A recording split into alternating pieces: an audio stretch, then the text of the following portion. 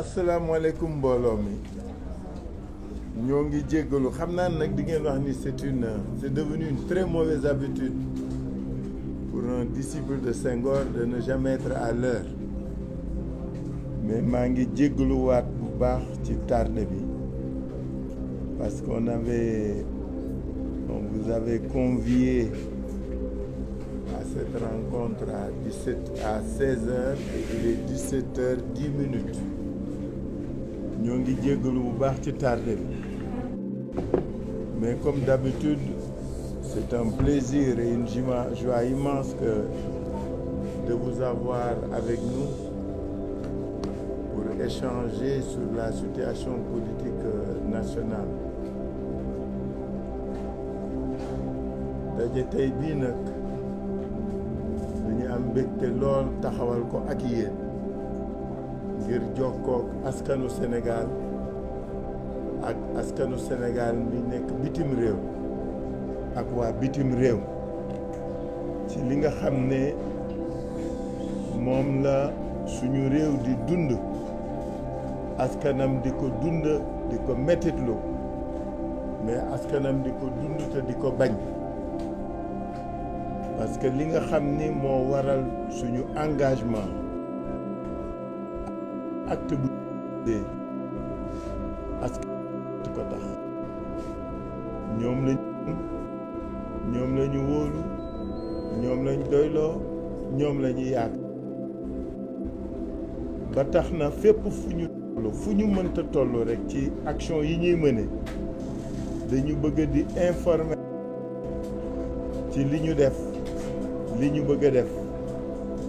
te luñ ci def rek bëgg bokk ak ñoom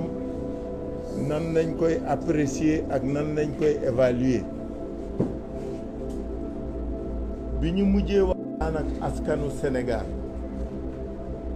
dañu waxtaan ak ñoom ci jéego yi nga xam ni moom la ñu tegoon ngir xeex injustice bi nga xam ni moom moo caractériser léegi situation politique u Sénégal xeex coono métit ndóol bi nga xam ni moom la askan wi di dunde par le fait de l'incompétence du gouvernement du Sénégal yooyu dafa nekk loo xam ne moo ñu itteel moo ñu ñor ngeen dund ak ñun ñeenti fan yi weesu bu njëkk bi mooy suñu camarades yi nga xam ne suñu collègues yi nga xam ne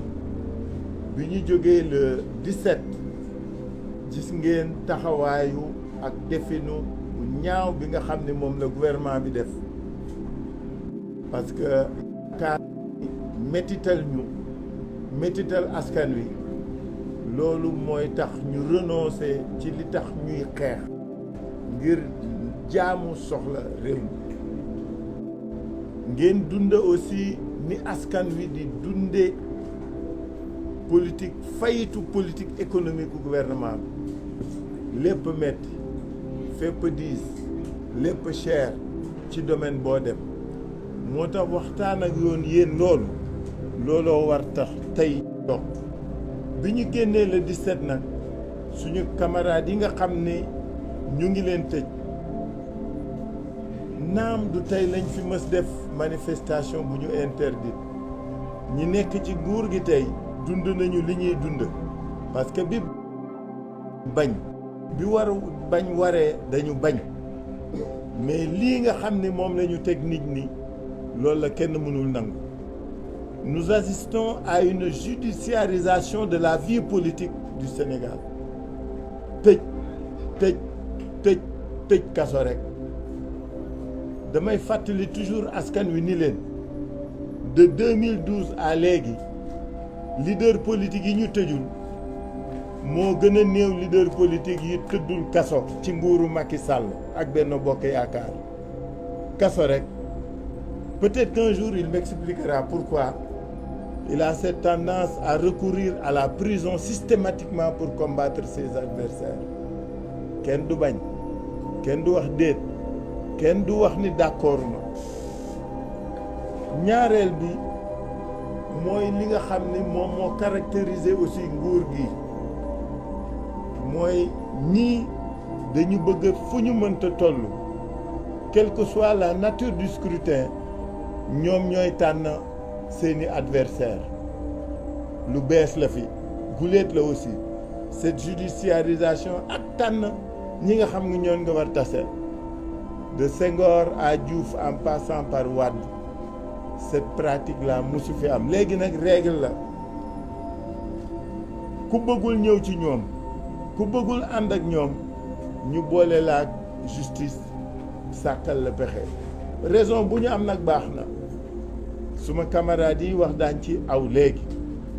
mais bi gën a metti mooy même soo génnee scrutin élection résultat yi nit ñi am fu ñu bokk dañuy topp nit ñi di leen seppete nii seppete na la ñii ñu ger leen ñii ñu menacé leen depuis démb gis ngeen le maire de Yewwi Askan Wi Pape Sow de Sangalkam li muy dund yéen ñëpp seetaan ngeen waa Sangalkam dañu mujj a jóg bañ comme nañ daan bañee parce que Sangalkam la fa am du guléet may wax devancier wu Pape Sow que bañ ko tegee li ni mel ñun ñëpp a demoon ay fan ba fa bakkan rotee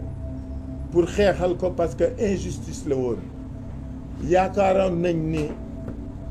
loolu Sangalkam dootu ko dundaat mais démb gis ngeen Sangalkam na mu mel parce que rek maire bi le président l'a reçu les autorités du Benno l'ont reçu pour wax ko ni ko na ñëw ci ñoom mu bañ tout est prétexte pour que ñu néewal ko doole bëgg ko toroxal c'est cette manière de faire c'est cette méthode de gouvernance qui est détestable sonn nañ ci di ko dénoncer dañ koy xeex parce que ñii dañu mel ni gaynde yu parce que yëf kii day nuroog maatay boobu loolu moo jëkkati yoonu askan Yewwi Askan Wi daañ ko xeex ba am ndam incha allah parce que wóor nañ ni ñi am ndam